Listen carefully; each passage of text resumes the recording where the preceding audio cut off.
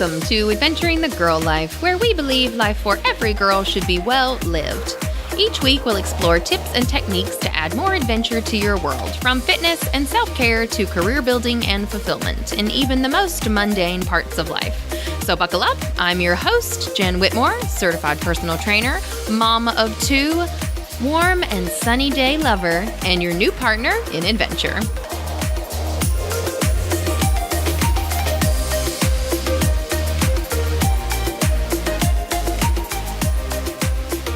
Hey, girls. Welcome back to the podcast. I'm so excited to be here with you this week, again, as usual. But this week, we have another special guest, and I am going to be introducing my girlfriend, Jess. We have been friends for quite a few years now. We go to church together. Our friends play together. I'm sorry, our friends, Lord, our kids play together. Our friends play together too, but you know. And she is someone who I feel like is at the epitome of adventuring the girl life. She has such a great story, and she has jumped in with both feet into this new adventure, and I can't wait to share her with you. So here we go, Jess. How are you? I'm good. How are you? Good. Thanks for coming on the show with me today. Thank you for having me. Fantastic. So I just want to jump right in, and I want you to tell me about all of the new things that you have been doing. So I know that you have started this new website called Truthfully Christian.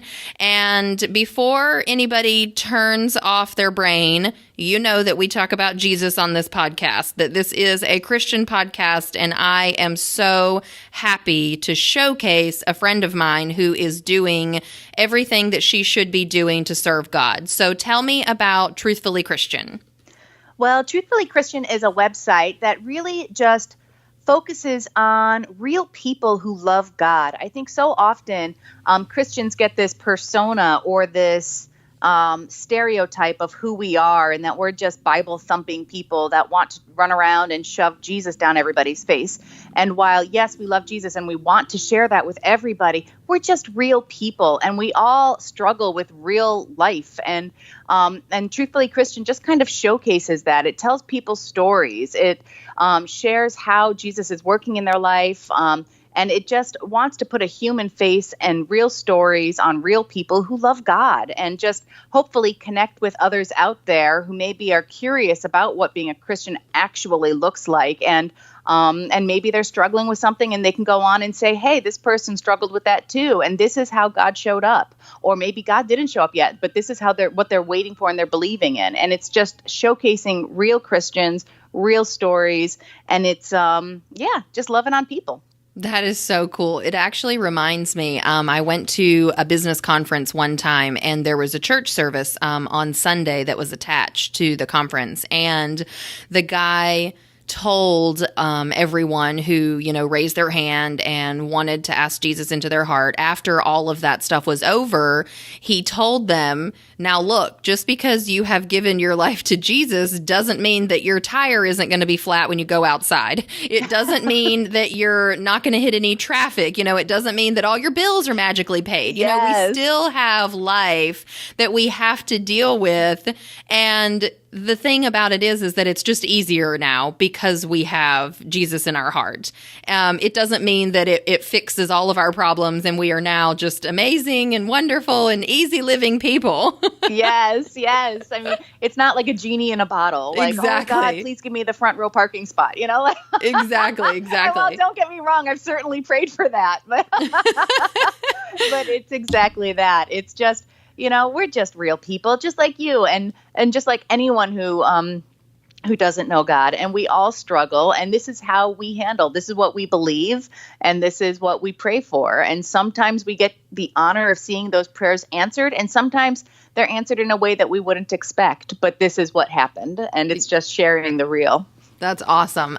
So I want to back up a little bit here. I know that Truthfully Christian is sort of your new project, but that's not always what you have done. So back us up into your days of sewing and your sewing website, and tell us how we got to where we are now.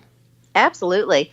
Well, about 10 years ago, or actually, my oldest daughter's 12 now, so about 12 years ago, my husband and I unexpectedly, totally, like within 2 weeks, up and moved to Germany. And it was one of those things. I just had a baby. And suddenly here we were moving to Germany. So it kind of came as a shock in every sense of the way, of the word. So we went to Germany and I had no friends. I didn't know the language. And I finally just said one day, I need a hobby. I'm going to learn how to sew. And I went out and I bought a German machine and I bought, everything I could. Everything I touched just went to poop. I couldn't sew to save a lick. You mean you weren't awesome the first time you tried? No, I really thought I would be, though. And so I called my mom and I just was crying. I remember, I know it's something silly, but your emotions are heightened. You just had a baby and I'm in a foreign country. And so I'm crying, Mom, I can't sew. And so my mom literally got on an airplane a few weeks later, and she said, I'm going to come teach you. And realistically, she wasn't coming to teach me how to sew. She was coming to see her first grandbaby, But still. I know. We still need our moms. I needed my mommy. And so she came and she taught me how to sew. And I couldn't be stopped after that. that was it. I sewed everything handmade for my baby. I just got the biggest thrill of seeing her in those little baby dresses and the bibs. And that's all I did. Every time she would go down for a nap and I would pray oh gosh, please let her nap for a few hours, today. So you can sew. Yes. And that was what I did. And it just really developed a passion in me. I've always been creative. That's always been just one of my gifts. And this just was an outlet for me for everything newborn, because as a new mom, you have all these stresses and sewing was just my release. It was my safe place. It was the only thing I wanted to do. And so, fast forward that we were in Germany for 3 years. I came home and I didn't know what to do now because now here we are in the States and life changed again. So my sister said, you should start a blog. And what's that? And so I finally decided to give it a go. And I just found this community of women who were sewing. I didn't have any friends that sewed. I didn't know anybody. It's not something that the average person does. So I just found this community of women that sewed online, and fast forward, 8 years, and I had a very, very healthy website. I would get, not to brag, but I'm going to brag a little bit, but that's okay. We like bragging. I would get 750,000 web views every month. Wow. So I was doing very well with businesses. I was working with very high name companies, consulting for them and working on their website. I was even working with, TV channels that you turn on and you watch some of our favorite shows on. So I was doing very well. But all that being said, I started to feel like I wasn't supposed to be doing it anymore. And that's a hard pill to swallow. It was really hard. It took me years to finally say, okay, but little by little, it just became more and more uncomfortable for me. And, and I just finally, it was about 2 years that I finally just said, I give. Okay, God, I hear you. I'm not supposed to be doing this anymore. And it took me 2 years to finally say yes to that command to stop. And after that, I really went into a bit of a tailspin of identity issues. Mm-hmm. Who was I without this job? Who now I'm just a stay-at-home mom. And just those words together alone are awful. No one's ever just a stay-at-home mom. But I had put so much worth in my profession of what I had built that I didn't know who I was anymore without it. And I really had to dig deep into the Bible for about a year to really regain that information of who God says I am, and that I am worthy, and that's the only place where I can put my worth that can't be taken away from me. Mm-hmm. Because anything else can shift, right? You can find happiness in roller skating if that's what you love, but what happens when you break your knee or, you take a fall and you can't roller skate anymore? Suddenly that happiness is removed. The only thing that can't be removed from me personally is God. That's the only place that's safe for me to put my identity, my happiness, the only thing that can't be removed. And I really had to learn that the hard way. Yeah, I agree with you there, and I want to take a minute to. You said that it took you, about 2 years to finally listen to what you were being called away from in that instance, and then a whole entire other year to kind of figure out what you were going to do next. And I think that sometimes, as people who are on the outside looking in and hearing stories like this, we hear those numbers and we don't really take them to heart. It's kind of like, 2 years to do this and another year to do that. Like, that is a 3-year time span. I mean, when you think about the difference between a 9-year-old, 10, 11, and 12-year-old, 9 years old and 12 years old is a very different age. And you have to consider, on a daily basis, you're going through all the motions, you're doing all your jobs and your chores and your responsibilities, and then you do it again the next day. And then you do it again the next day. And we just don't think about that time frame. That is a really long time to finally let go of something that you have, been starting to feel uncomfortable in. And then you finally get to that breaking point. And then an entire another year on top of that. We don't usually associate, when we hear those numbers, how much turmoil. I don't want to use turmoil because that sounds so devastating, but you know what I mean? It's so hard and crunchy things that we have to get through on a regular basis to get to the other side. And those are long periods of time. So I just want us to kind of think about how long, and some of us have probably gone through things like that, how long it takes you to get through something and onto something else. There's a lot of time and effort and energy that goes into that.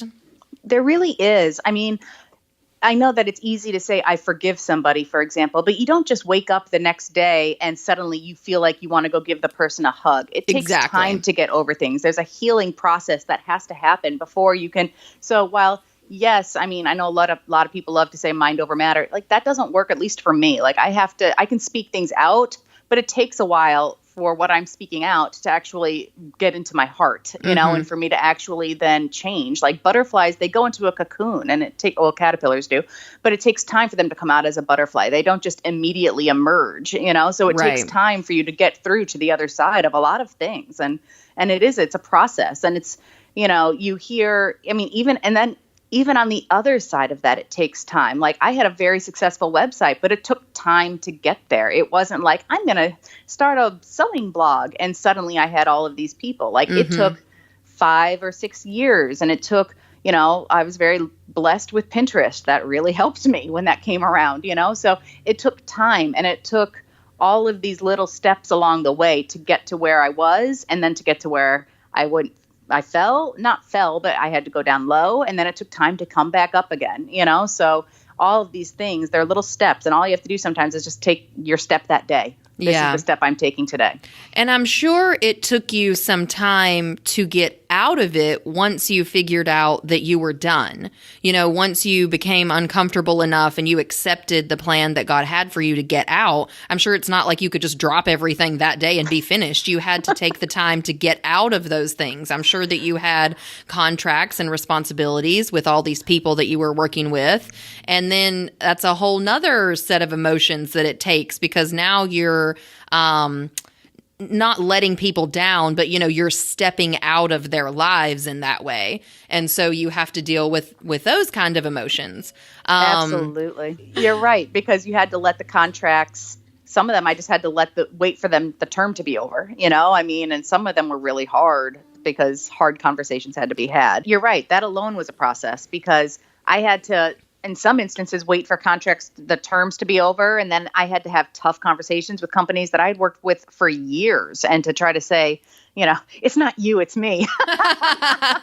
Everybody loves that line. Yeah. In some contracts I had to close the door on and say, as nicely as possible, never again, so yeah, it was hard, but yeah, that was definitely a process. And it was a process that I had to continuously go to my husband and actually ask for help on a couple of times, because I wanted to send off emotionally led emails, and I had to wait for time to pass so I could revisit that email before I hit send. And then I'd even ask for, like, when I say ask my husband, I'd have him look at it, and he would even then still take out more words and say, let's get to the point a little bit faster. It doesn't need to still be this emotional. So, Wow. it was all of those things because so much of my life had been put into it that you really are just like anybody with any new business. It's your baby, and it's what you've worked so hard for so long. And like I said, my identity was so wrapped up in it that it was giving something away. Yeah. It was giving a piece of me away. At least at that time, that's what it felt like. Yeah, that's a hard thing. And so after that, you took this year break basically to get your mind right, to feel around with what God is calling you towards next. And so now tell us, you took a year to kind of feel around with what God was calling you towards next. And I remember us having a conversation at your house, and I asked you, what's next for you? And you really didn't have any ideas at the time. And so give us a little bit about how Truthfully Christian came about, and then go ahead and jump into telling us what it is and what it's what you're trying to accomplish with it.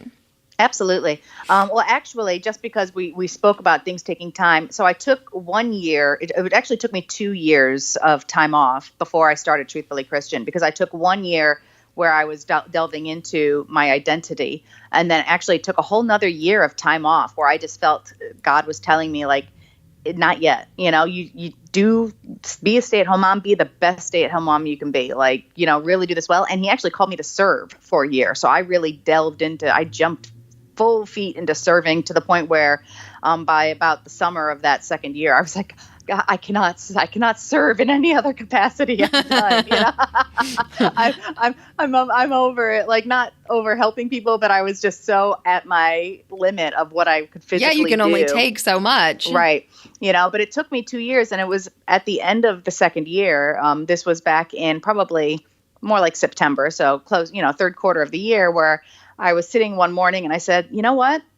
Every morning I get up and I read and I pray first. It's the first thing we do. My husband and I wake up very, very early to do it before the kids are up, so that we can, serenity now, we need that moment together. But I was in the middle of that morning prayer session, and I just was talking to God, and I said, God, I really think I'm ready for work again, but I don't know what. Like, I know you've given me all of these gifts. I know I'm creative. I know I have the ability to do so much thanks to my previous work life, even before the blog. Like, I've done so much. I know I have the ability and the know-how and the knowledge and the capability, but I don't know what to do. I want to work again. I feel like it's time, but what do I do? And after that, I just kind of, went on my morning run that I do also, and didn't think about it again. I just laid it out there, and I said, all right, now it's in your timing. And so about a week later, I was out on my run, and suddenly these ideas started coming to me. And I was thinking, well, that's weird. And I was kind of, thinking of Humans of New York. I don't know if you're familiar with Honey. And, it's this incredible website that just features everyday people, everyday New Yorkers. And you hear these hilarious stories or heartwarming stories, but all these stories of these people that this journalist and photographer and journalist bumps into on his walks around New York. So I started to think of it, and I just started to think, wouldn't this be great? A great way to showcase Christian lives, Neat. And so I started coming up with these ideas, and I was like, oh, we could do Truthfully Christian. And, as somebody who has shopped multiple website domain names over the years, I knew that the second I have been taught that the second you start looking up website names, you're going to have to go through iteration after iteration before you find one that's actually available. Yes. So I go home and I said, I'll just check it out. And I check on, our website domain service, our hosting service. And sure enough, the names I was thinking of, they were all available at the cheapest price, which has never happened to me before. That's amazing. So I started buying all 3 website names that I had in my head. I bought every single one of them for the incredible price of $12.99. Wow. So I bought them all. And then I just kind of sat on it a bit. And I said, all right, like the website, that was easy. That was like a total green light, And then after that, I just started praying about it. And God just started bringing things in, people in that spoke prophetic words over me about this. And everything was just confirmed in my spirit of, yes, this is what you're meant to do. So after that, I kind of started reaching out to some friends, and I would ask them, would you mind sitting with me and having an interview? And at this time, because it was all still so brand new, I was really kind of finding my feet in it and trying to figure it out. And I'm so thankful that I have friends that will sit with me and let me use them as guinea pigs in a way. Well, yeah. I mean, if you think about it, there's so much truth in that where and I will tell you what I just have seen from the outside looking in. You are so good at sewing. I mean, just girls, amazing stuff that this chick comes up with. Just crazy. And I'm always like, did you make that? Did you make that? Are you wearing something that you made? Did you make that? Because she just makes the stuff you would think it came off of the rack at the store.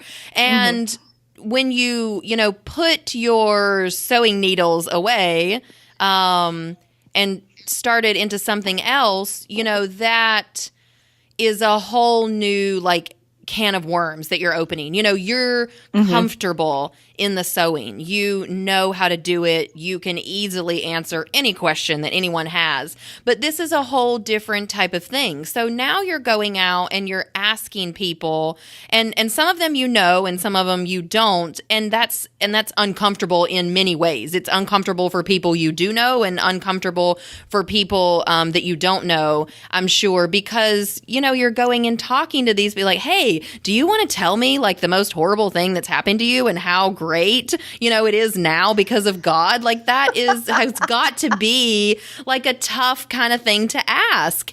And it is. And you're amazing at it. I don't do that. I don't ask people for their horrible stories. Oh no, of course not. I was just exaggerating. But that being said, it is a growth. It is a growth process for me, because while I have learned photography through the blogging world, it's using skills that I had, that I already knew in my hand. I can write a decent story. I can take a great photo, but it's growing me in the sense of sitting down and talking to someone is actually extremely difficult for me. I'm an introvert by nature. So to go up to somebody and say, hey, would you mind sitting down and talking with me is very hard for me. It's a stretch. And so I have found this growth of what's happening and how God is just bringing these people, and I get the honor of hearing their story. And while most of the time I have no idea what I'm going to sit down and talk to this person about, but it's just a normal conversation, and watching where it leads, it's incredible, So, and even since then, since I've started this, I guess 4 or 5 months ago now, maybe 4 months ago, I have found that now people are coming up to me, and with very little prompting, they're just naturally starting to tell me their story. And it's kind of bizarre, to tell you the truth, but it's really incredible because it's a skill and it's a gift that's being honed. And honestly, I'm hoping it'll make just me as a better person, just a better listener, a better conversationalist, a better friend, all of these things, these growth areas that I needed growth in. Yeah. And I will say, you and I both kind of have the entrepreneurial background together. It's something that we have in common. And I feel sometimes that people, now I know right now that Truthfully Christian, you're not monetizing it anyway. This is a service. It has nothing to do whatsoever with money. But I feel that sometimes people don't think about the person on our side of the story. It's all about oh, well, they're just trying to get something from me, or, they're just trying to make a buck or whatever. They don't think about how much we actually care to do the stuff that we're doing, to sit behind this desk and produce this podcast. It takes a lot of time. There's a lot of stuff that I have to do, research and organization, and then recording and editing and all of the things. And I know it's the same for you on that backside. So this is an absolute labor of love. It's something that we have to grow ourselves into becoming, having the confidence to get this stuff out to the world. So I completely applaud you for everything that you're doing. And it's amazing to me how God is just bringing people to you now. You know, you just said that people are just coming up to you and talking to you like no problem whatsoever. It's just he's putting these people in your path. And I think it's such a great thing that you're doing. And I love to see all of your stories. I know you have an Instagram page. Is it at Truthfully Christian?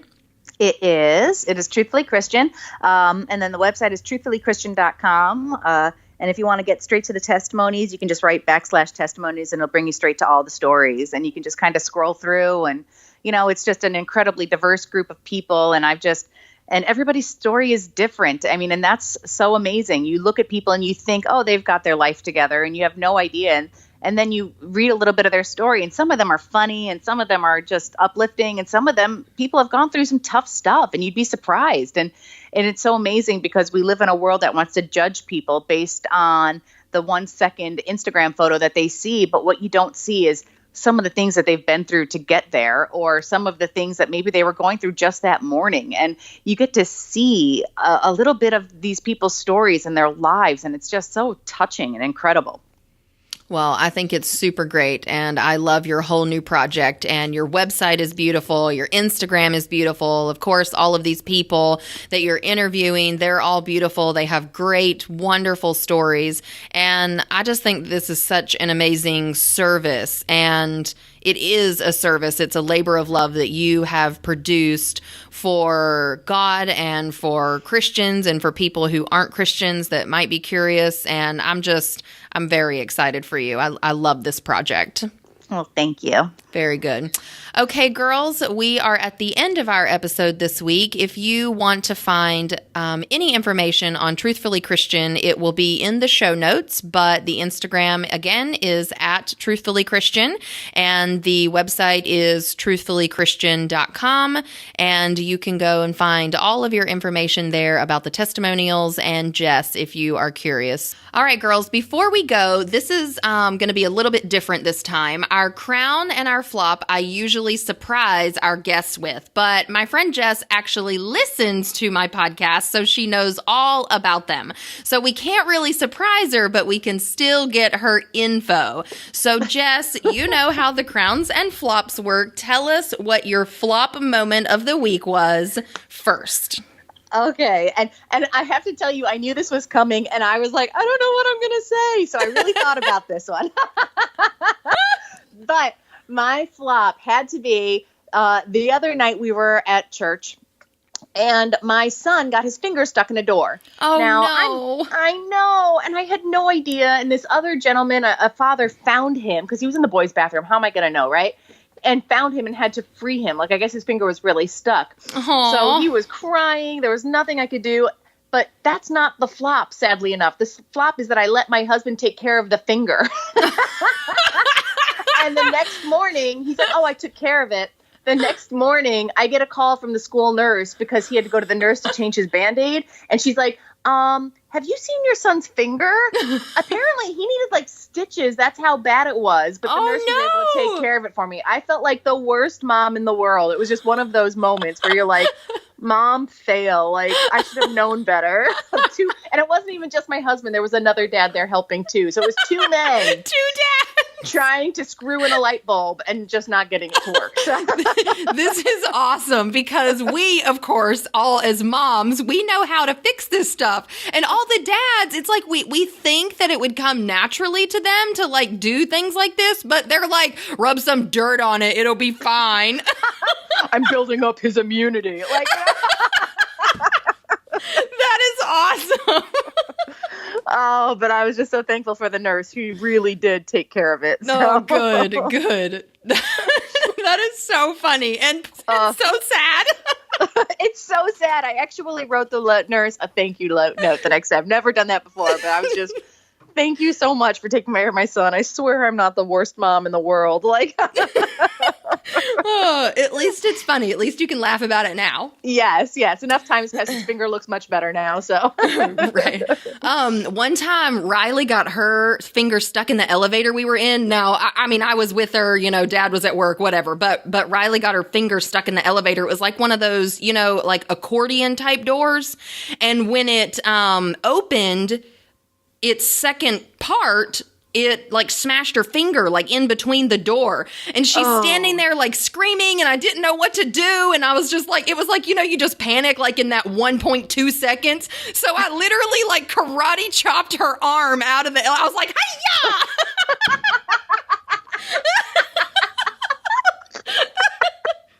It pulled her finger out. Thank goodness it was fine. But it was like you just panic in the moment, like, what do you do? And I was like, hiya, I chopped it out of the elevator. Mom power! Oh my gosh, it was so funny. She's like, Mom, remember that time? I'm like, yes, I remember. Yes, you teach her well. Very good. Okay, sister, I won't keep you. What is your crowning moment of the week? My crowning moment actually has to do with the same child. So I got a text text, I guess, you know, those group texts that you get from the teachers that the whole classroom gets, you know? Yes. And she said she needed help with the classroom door.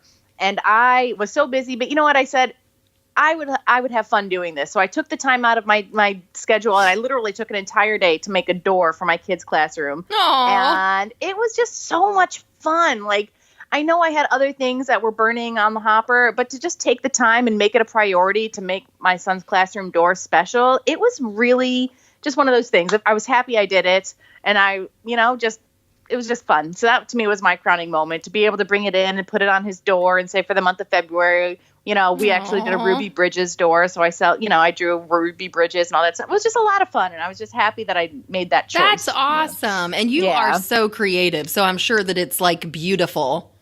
Well, I felt like Supermom, a little bit like Supermom, you know? I really think that is so great. You know, we don't usually talk a whole lot about mom stuff on this podcast because I feel like that there are so many places out there that we as moms can go. You know, it's not a thing anymore where we're needing outside help. You can go anywhere to get outside help as a mom in this, you know, day and age. And so I feel like here we focus a lot more on who we are outside of being a mom, but that's still just a portion of our identity. Like the majority of our identity is being a mom, and we have to take care of our littles. And I think that that's so sweet that you were so busy, but you still took the time out of your day to go and do something for your little one. It was so nice. Yeah, it made me feel good to bless him. And you know what? And I know that his classroom liked it. So it was just one of those things that, you know, I was glad I did it. Yes. All right, girls. Well, that is it for this week's episode. I'm so excited that Jess was here with us. And if you are interested in going to check out everything that she has been doing with Truthfully Christian, you can go to the website, which is www.truthfullychristian.com. And of course, I will put the link in the show notes. And until next week, girls, adventure on. Bye.